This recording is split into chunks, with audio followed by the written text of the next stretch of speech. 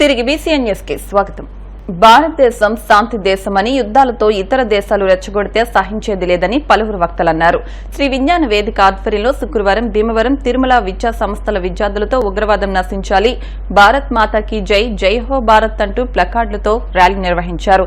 Tirumala school director Srinivas Varma, Sai Raju, నిర్వాహకులు చెరుకోడ రంగసాయి, కంతేటి వెంకటరాజు మాట్లాడుతూ ప్రజారక్షణ, దేశ భద్రత ముఖ్య ధ్యేయమని, పాక్ దాడిని సమర్థవంతంగా ఎదుర్కొని యావత్ ప్రపంచంలోనే సంచలనం సృష్టించిన భారత ప్రధాని మోడీ చాకచక్యం వర్ణించలేందన్నారు. అనంతరం దేశభక్తి ప్రతిజ్ఞ నిర్వహించి ర్యాలీ చేపట్టారు.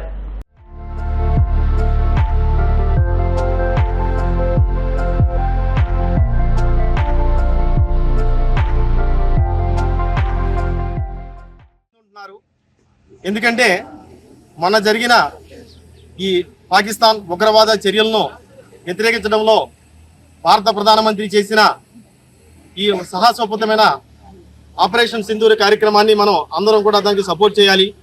అలాగే మనం అందరం కూడా ఈ కార్యక్రమాలు, ఇలాంటి కార్యక్రమాలు నిర్వహించి భారతదేశం అంతటా ఒక్కటే ఐక్యతగా ఉన్నారని చాటి చెప్పడం, అలాగే ఎంతోమంది బోర్డర్లో కాపలా కాస్తున్న సైనికులకు కూడా మనం ఎంతో సపోర్ట్గా ఉన్నట్టు, అలాగే మన ప్రధానమంత్రి మోడీ గారికి కూడా మనం అందరం కూడా, ప్రజలందరూ కూడా సపోర్ట్గా ఉన్నారు. మనం అంతా ఒక్కటే.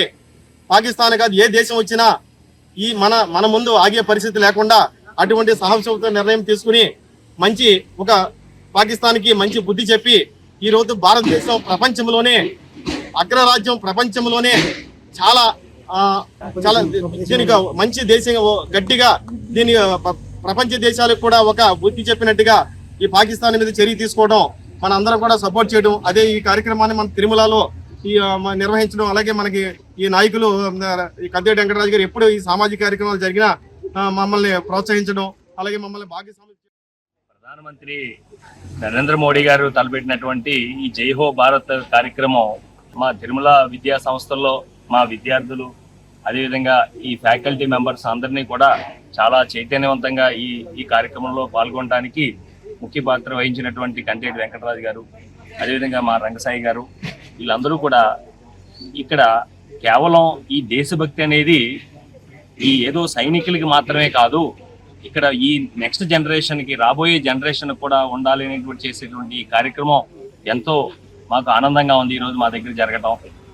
మొన్న జరిగినటువంటి పాకిస్తాన్ ఈ ఉగ్రవాదులు మనపై దాడి చేయటం, అదేవిధంగా ఇప్పుడు మన మోడీ మన మన మన భారతదేశం అంతా కూడా ఒక ఐక్యతతో ఉండడం, ఇక్కడ మన భారతదేశానికి ప్రపంచంలో ఒకవేళ మన మీద అంటే ఆర్థికంగా ఇటు మిగతా కంట్రీస్ ముందున్నా ఇక్కడ ఉన్నటువంటి భారతదేశంలో ఉన్నటువంటి విలువలు మొత్తం ప్రపంచంలోనే మన ఇండియా ముందుంటుందని తెలియజేయడానికి నేను చాలా గర్వకారణంగా ఫీల్ అవుతున్నాను.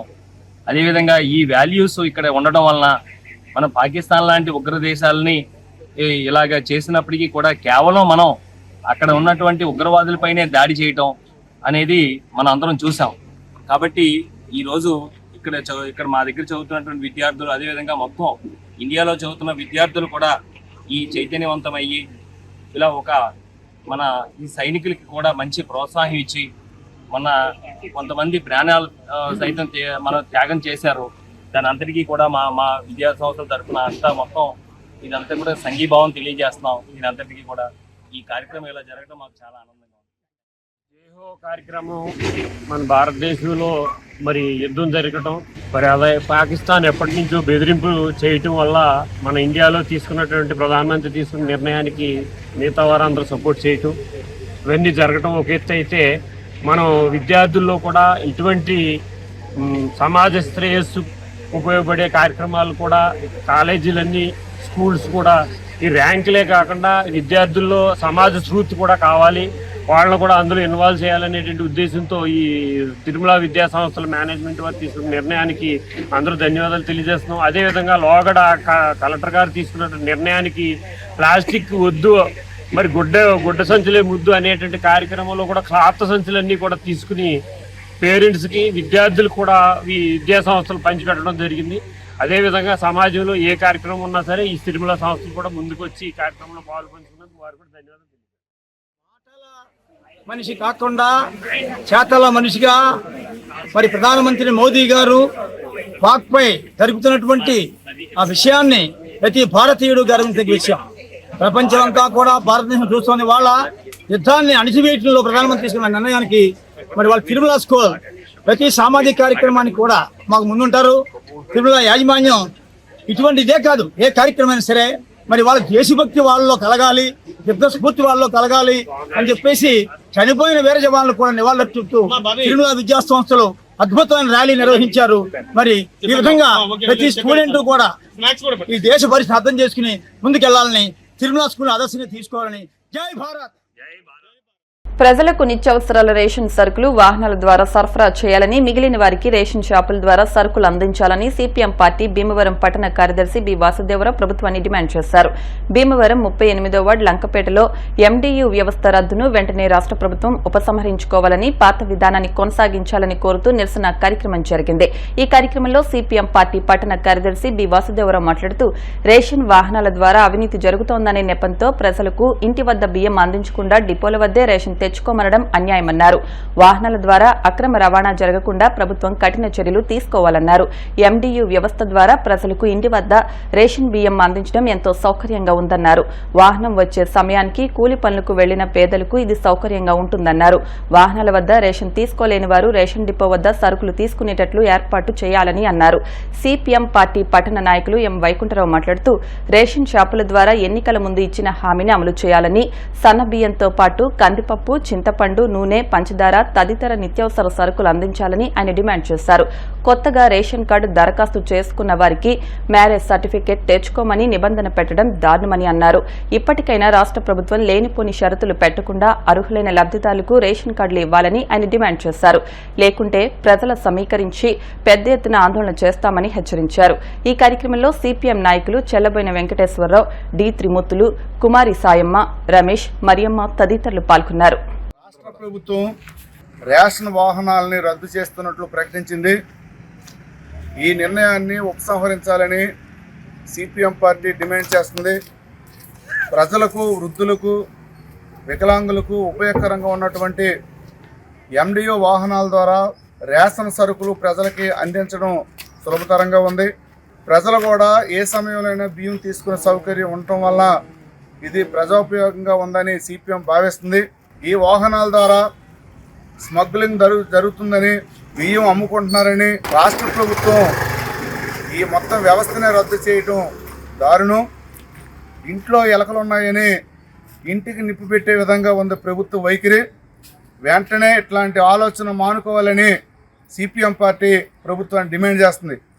ఈ రోజున స్మగ్లింగ్కి అనేక కారణాలు ఉన్నాయి. ఈవేళ ఎవరైతే మీరు అనుకుంటున్నారో ప్రభుత్వం చేతిలో యంత్రాంగం ఉంది, అవినీతిని అరికట్టవచ్చు, స్మగ్లింగ్ని అరికట్టవచ్చు. కానీ అట్లాంటి చర్యలకి తీసుకోవడం కాకుండా ప్రజలకు ఉపయోగకరంగా ఉన్నటువంటి పథకాన్ని తీసివేయటం కరెక్ట్ కాదు. రేషన్ షాపుల ద్వారా కూడా సరుకులు ఇవ్వాలి. ఎందుకంటే కార్మికులు, పేదలు కూలి పనులకు వెళ్ళి వాళ్ళు పండించి వచ్చిన తర్వాత ఏ సమయంలోనే రేషన్ షాప్ ద్వారా కూడా తీసుకోవచ్చు. కాబట్టి ఇక్కడ రాష్ట్ర వ్యాప్తంగా వాహన డ్రైవర్లు వేలాది మంది ఉపాధి పొందుతున్నారు. చాలా చిన్న జీవితాలతో బతుకుతున్నారు. కార్మికులు పట్టగొట్టే విధానాలను కూడా ఉపసంహరించాలని టీడీపీ ప్రభుత్వాన్ని, కూటమి ప్రభుత్వాన్ని మేము అడుగుతున్నాం. రెండో ప్రభుత్వం వచ్చి సుమారు సంవత్సరం కావస్తుంది. కానీ ప్రభుత్వం ప్రకటించిన 6 పథకాలు, సూపర్ 6 పథకాలు ఇంతవరకు అమల్లోకి రాలే. ఈరోజు గ్యాస్ బండ్లు ఉచితంగా అని చెప్పారు. దానికి కరెంటు బిల్లు అధికంగా వస్తే గ్యాస్ సబ్సిడీ రావట్లేదు. వివిధ కారణాలతో టెక్నికల్ ప్రాబ్లంతో రావట్లేదు. కాబట్టి మీరు ఏం చెప్పారు, ఎన్నికల్లో అందరికీ ఉచితంగా గ్యాస్ సిలిండర్ ఇస్తామని చెప్పారు. కానీ అమలు చేసేటప్పటికి వివిధ రకాల కొర్రీలు పెట్టి ఈరోజు గ్యాస్ సబ్సిడీని తగ్గిస్తున్నారు. అలాగే ఈ రోజున భర్త చనిపోయినటువంటి భార్యలకి పెన్షన్ ఇంతవరకు అమలు జరగలే. కాబట్టి వెంటనే పెన్షన్ల మీద పెన్షన్లు పునరుద్ధరించాలి. అలాగే పెళ్ళైనటువంటి యువజంటలు ఉన్నారు, పిల్లలు కలిగి ఉన్నారు, వారందరూ కూడా రేషన్ కార్డులు కూడా లేవు, రేషన్ కార్డులు ఇవ్వాలి. ఈవేళ మంత్రి గారు ప్రకటించారు రేషన్ కార్డులు నిరంతర ప్రక్రియ అంటున్నారు. తీరా సచివాలయాల దగ్గరికి వెళ్తే ఇంకా మాకు ఎట్లాంటి అధికారాలు రాలేదని చెప్తున్నారు. ప్రజలకి ఉపయోగపడే పథకాలని వెంటనే రాష్ట్ర ప్రభుత్వం రద్దు చేస్తుంది. ప్రజలకి ఉపయోగం లేనట్టు మాత్రం కొనసాగిస్తుంది. కాబట్టి ఎప్పటికైనా కూటమి ప్రభుత్వం ఆలోచించి ప్రజలకు ఉపయోగకరంగా ఉన్నటువంటి రేషన్ సరుకుల వాహనాలని అమలు చేయాలి. అలాగే రేషన్ షాపుల ద్వారా కూడా సరుకులు ఇవ్వాలని సిపిఎం పార్టీ డిమాండ్ చేస్తుంది. లేని పక్షంలో ప్రజా మద్దతు కూడగొట్టి ఆందోళన చేస్తామని ఈ ప్రభుత్వానికి హెచ్చరిక చేస్తుంది. రేషన్ వాహనాల ద్వారా గతంలో ఏ విధంగా ఇచ్చారో ఆ విధంగా వాహనాల ద్వారా రేషన్ సరుకులు అందించాలని, రేషన్ షాపుల్లో కూడా రేషన్ సరుకులు ఇవ్వాలని, దీని మీద వాహనాలలో మీద ఆధారపడినటువంటి కార్మికులు ఉన్నారో ఆ కార్మికులు కూడా ఉపాధి చూపించాలని చెప్పేసి సిపిఎం పార్టీ రాష్ట్ర వ్యాప్తంగా కూడా నిరసన కార్యక్రమాలు చేస్తూ ఉంది. ఏదైతే కూటమి ప్రభుత్వం ఉందో ఈ కూటమి ప్రభుత్వం ఇప్పుడు రేషన్ వాహనాల ద్వారా రేషన్ సరుకులు ఇచ్చడం వలన చాలామంది పేదలకి చాలా లబ్ధి చేకూరుతుంది. ఏంటి ఆ లబ్ధి? వెంటనే వాళ్ళు పనులకు వెళ్ళి వచ్చినా సాయంత్రం ఉదయం వస్తున్నారు.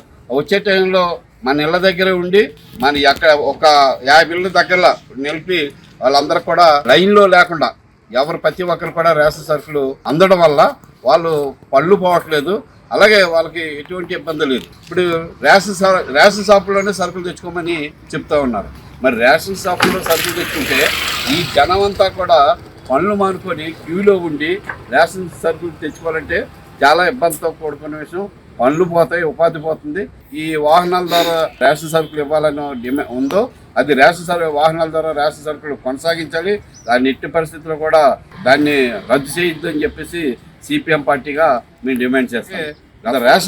రేషన్ కార్డులు కొత్తగా ఇస్తామని చెప్తున్నారు.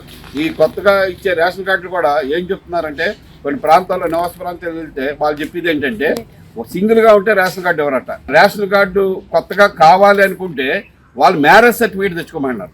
ఎప్పుడో మ్యారేజ్ అయినటువంటి వాళ్ళకి గవర్నమెంట్ రిజిస్టర్ ఆఫీస్లో మ్యారేజ్ సర్టిఫికేట్ తెచ్చుకోమన్నారు. వాళ్ళకి మ్యారేజ్ అయిన తర్వాత వాళ్ళకి శుభలేఖ ఇవన్నీ ఉంటాయి. ఆ శుభలేఖ చూపించినా అది చాలదంట. మ్యారేజ్ సర్టిఫికేట్ తెచ్చుకోమని షరతు పెడుతున్నారు. సింగిల్గా ఉన్న వాళ్ళ ఫ్యామిలీతో ప్రతి ఒక్కరు కూడా సింగిల్గా ఉన్నారని కారణం చూపించకుండా ప్రతి ఒక్కరు అర్హులైన లబ్ధిదారులు అందరూ కూడా రేషన్ కార్డులు ఇవ్వాలి, పెన్షన్లు ఇవ్వాలి. ఏది వాహనాల ద్వారా రేషన్ సరుకులు ఉన్నాయో రేషన్ సరుకులు కూడా వాహనాల ద్వారా ఇవ్వాలి. హనుమాన్ జయంతిని పురస్కరించుకుని విశ్వ హిందూ పరిషత్ ఆధ్వర్యంలో గురువారం భారీ బైక్ ర్యాలీ నిర్వహించారు. ఉండి మండల పరిధిలోని చెరుకువాడలో వేయించేసి ఉన్న అభయాంజనేయ స్వామి విగ్రహం వద్ద నుండి ఆరేడు అభయాంజనేయ స్వామి ఆలయం వరకు విశ్వ హిందూ పరిషత్ జిల్లా అధ్యక్షులు నల్లా కృష్ణప్రసాద్, బీజేపీ జిల్లా ఉపాధ్యక్షులు కొమ్మన నాగబాబు ఆధ్వర్యంలో శోభయాత్ర కొనసాగింది.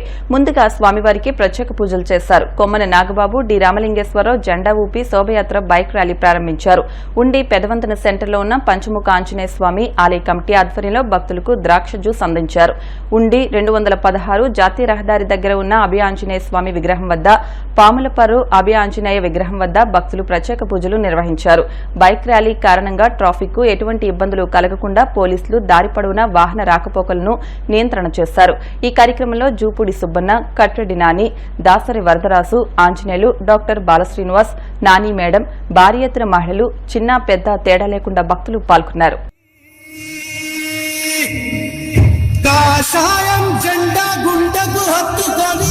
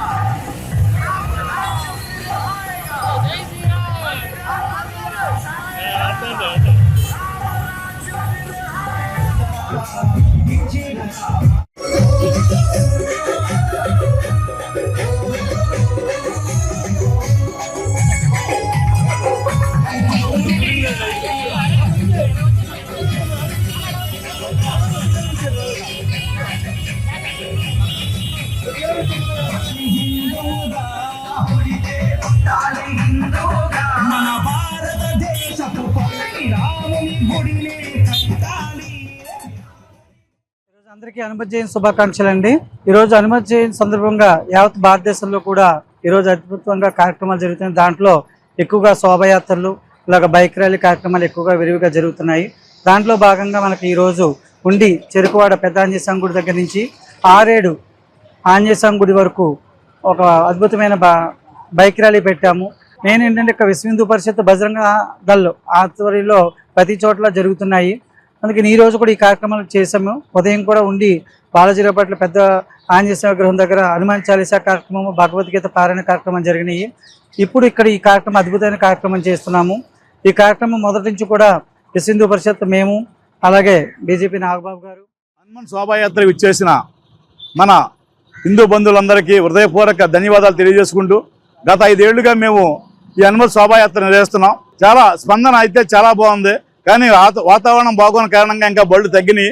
ఇప్పుడు దీనికి విశ్వ హిందూ పరిషత్తు, బజరంగ దళ ఆధ్వర్యంలో ఈ యాత్ర ఈ సంవత్సరం జరుగుతుంది.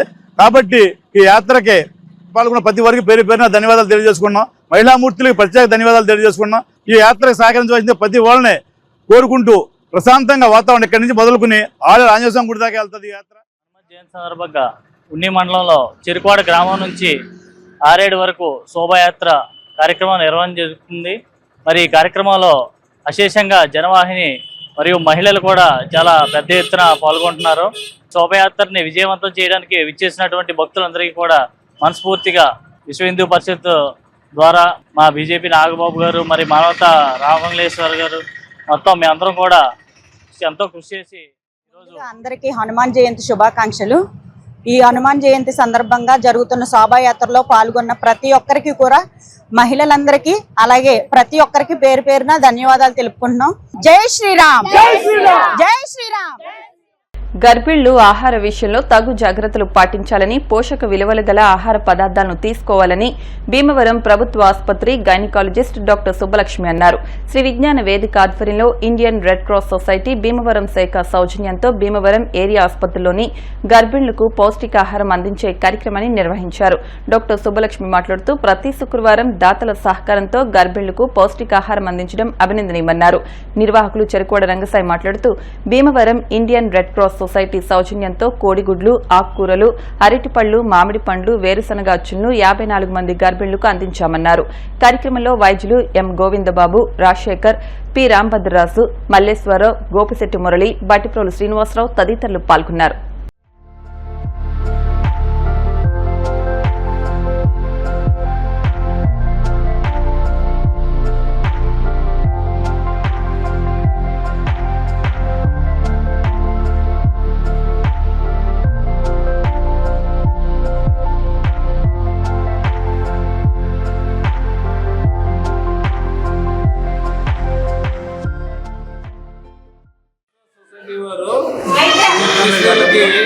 పౌష్టికాహారం ఇవ్వడం చాలా గొప్ప విషయం.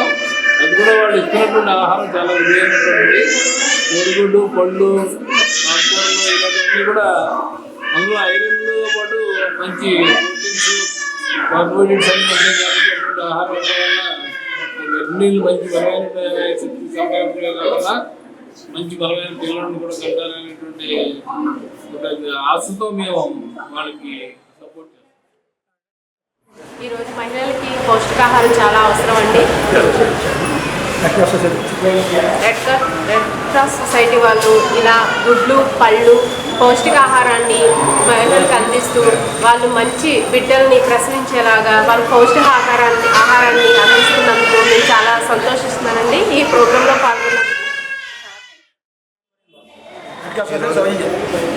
పశ్చిమ గోదావరి జిల్లా రెడ్ క్రాస్ శాఖ తరఫున మరియు శ్రీ విజ్ఞాన వేదిక ఆధ్వర్యంలోని మన భీమవరం ఏరియా గవర్నమెంట్ హాస్పిటల్లో గర్భిణీ స్త్రీలకు పౌష్టికాహారం అందజేయడం జరిగింది. అందరూ కూడా సుఖంగా ఉండాలి, సుపరిశ్రమ కావాలని చెప్పేసి దేవాలయం ఏరియా ప్రభుత్వ ఆసుపత్రిలో మరి డాక్టర్స్ అంతా కూడా కృషి చేస్తున్నారు. ఏఎన్ఎంలు, నర్సెస్ ఇదంతా కూడా అనేక గ్రామాల నుంచి వచ్చి ఇక్కడ మరి వాళ్ళని తీసుకొస్తుంటారు. మరి ముఖ్యంగా గర్భిణీలు పౌష్టికాహారం తీసుకోవాలని చెప్పేసి డాక్టర్లు తెలియజేస్తున్నారు. మరి ఎంత పౌష్టికాహారం తీసుకుంటే అంత మంచిది. తక్కువ ఖరీదైనటువంటి కోడిగుడ్డు, గోంగూర, తర్వాత ఇలాంటి ఫ్రూట్స్, అరటిపండు ఇలాంటివన్నీ చాలా తక్కువగా ఖరీదు ఉంటాయి. జామకాయ కూడా తినచ్చని చెప్తున్నారు. అందరూ కూడా పౌష్టికాహారం తీసుకుని సుఖప్రదర్శన చేసి మరి మంచి బిడ్డల వార్తలు ముగించే ముందు ముఖ్యాంశాలు మరొకసారి. అమృత్ భారత్ స్టేషన్ పథకం భారతీయ రైల్వేలో సరికొత్త అధ్యాయానికి నాంది. కేంద్ర మంత్రి శ్రీనివాస్ వర్మ. ప్రధాని మోదీ చేతుల మీదుగా వర్చువల్ గా వరంగల్తో సహా 103 రైల్వే స్టేషన్ల ప్రారంభం. రాజ్యసభ సభ్యునిగా ఈ నెల 28న న్యూఢిల్లీలో ప్రమాణ స్వీకారం చేయనున్న పాక. అవకాశం కల్పించిన కేంద్ర నాయకత్వానికి, రాష్ట్ర నాయకత్వానికి కృతజ్ఞతలు.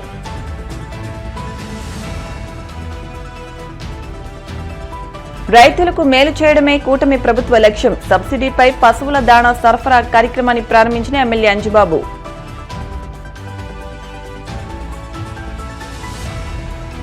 యోగా మానసిక ఒత్తిడి తగ్గించుకుని ప్రశాంతమైన జీవనానికి దోహదపడుతుంది. జిల్లా రెవెన్యూ అధికారి వెంకటేశ్వర్లు.